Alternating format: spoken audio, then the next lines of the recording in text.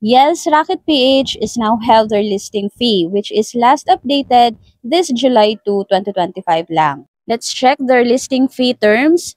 Ang sabi dito, upang manatiling active, high quality, and ligtas ang kanilang marketplace, gumagamit na ngayon si Rocket PH ng listing credit system. So bago ka bumili at gumamit ng credits, mahalagang basahin daw muna ang mga sumusunod na terms.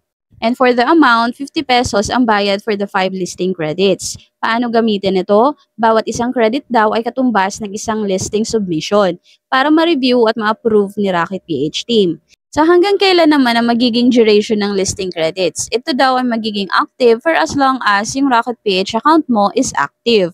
No expiration, ibig sabihin pwede mong gamitin ito kahit kailan, sa susunod na buwan o kahit taon. Basta naka-active pa ang iyong account.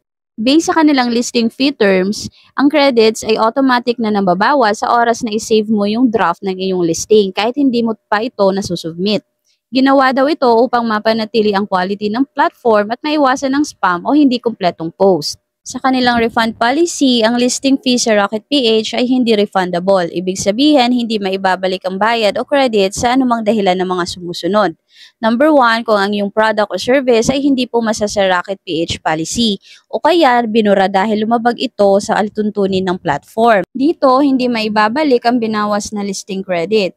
Number 2, kapag ikaw mismo yung nag-delete ng listing o nag-deactivate ng iyong account. Number 3, kung yung account ay nasuspend sa anumang dahilan, hindi na rin pwedeng ibalik ang ginamit mong listing credit. And number 4, walang bentang iyong produkto or service. Kahit daw hindi na bentang iyong ino-offer na digital product o service, hindi ito magiging basehan para ma-refund ang iyong listing credit. Sa madaling salita, kapag nag-list tayo sa Rocket PH at gumamit ka ng credit, ito ay final.